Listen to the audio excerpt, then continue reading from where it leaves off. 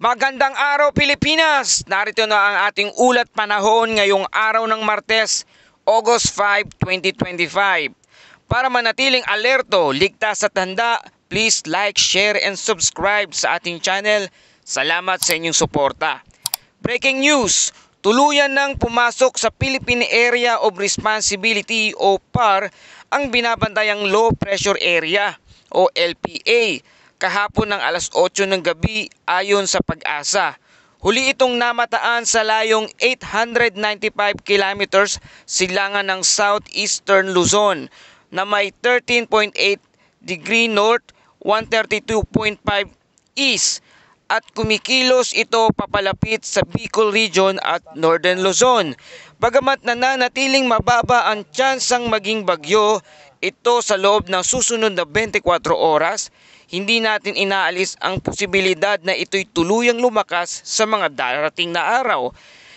Inaabisuhan ang mga residente sa Bicol Region, Northern Luzon at kalapit na lugar na maging mapagmatsyag.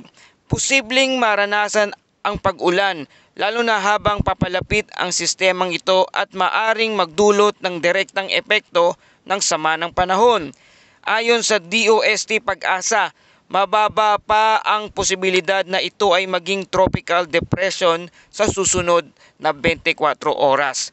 Kaya naman pinapayuhan ng lahat na manatiling nakaantabay sa mga opisyal na update at huwag magpakampante.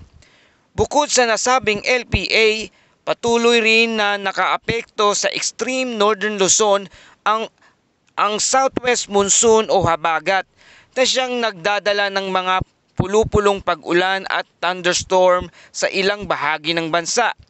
Ayon sa ating forecast weather conditions sa lugar ng Batanes at Babuyan Islands, inaasahan ang bahagyang maulap hanggang maulap na kalangitan na may posibilidad ng mga pag-ulan o pagkulog at pagkidlat, dulot ng habagat. Mag-ingat sa posibleng pagbaha o landslide, lalo na sa bulubunduking lugar. Sa Metro Manila at iba pang bahagi ng bansa, bahagyang maulap hanggang maulap ang papiwirin na may localized thunderstorms, partikular sa hapon o gabi. Maging alerto sa mga biglaang pagbaha at pagguho ng lupa sa mga mabababang lugar.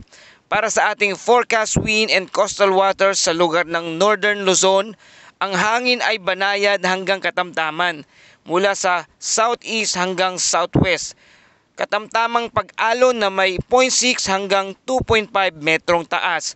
Sa Mindanao at kanlurang bahagi ng Central Luzon at Southern Luzon kasama ang Visayas ay banayad hanggang katamtamang hangin mula sa southwest hanggang west na may alon sa karagatan na 0.6 hanggang 2.5 metro taas at sa nalalabing bahagi ng bansa ang hangin ay banayad hanggang katamtaman mula sa southeast hanggang northwest coastal waters, slight to moderate rin. At narito ang naitalang temperatura at humidity kahapon. Kahapon ng umaga, minimum temperature na 25.6 degrees Celsius at sa hapon naman na mayroong maximum temperature na 34.4 degrees Celsius. Ang relative humidity na pinakamababa ay 43% at ang pinakamataas naman ay 90%. Sa tide and astronomical data sa Metro Manila, ang araw ay sumikat kaninang 5:40 AM at lulubog naman ito mamayang 6:24 PM. Magandang pagkakataon para sa mga outdoor activities ngayong umaga tulad ng paglalaba at pagkukumpuni ng mga bubong o anumang paghahanda. Kaya lagi maging handa sa biglaang pag-ulan. At ilang paalala mga kababayan, ang low pressure area o LPA ay patuloy na binabantayan. At bagamat mababa ang tsansang maging bagyo, huwag maging kampante. Bantayan ang posibleng pag-ulan o thunderstorm na maaring dala nito. Umiiral pa rin ang habagat sa Hilagang Luzon kaya't patuloy ang banta ng baha at landslide sa ilang lugar. Para sa dagdag na impormasyon, bisitahin ang Pag-asa dost.gov.ph. Huwag kalimutang i-like, share and subscribe ang ating channel para lagi kayong updated. Maging alerto, maging ligtas, maging handa. Ito ang Pilipinas Weather Ngayon.